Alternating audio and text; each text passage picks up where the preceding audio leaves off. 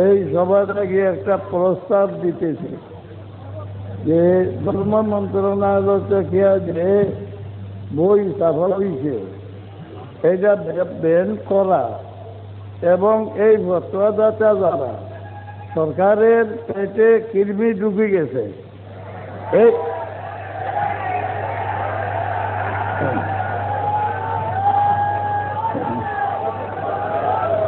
এই রকমের লোক এইভাবে দায়িত্বে রাখলে আমি সরকারকে সতর্ক করে দিয়ে যে সরকারের ভবিষ্যৎ ভয়াবহ হবে, শান্তির রাখতে পারবে।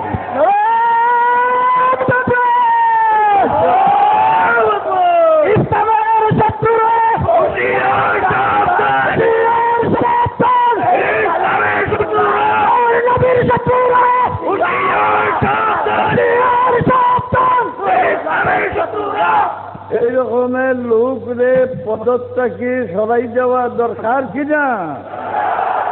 তাড়াতাড়ি এরকম মানুষকে পদত্যাগী সরাই দেওয়া এটা বাংলা গভর্নমেন্টের কর্তব্য, নতুবা ওনার ফলাফলটা বড় খারাপ হবে।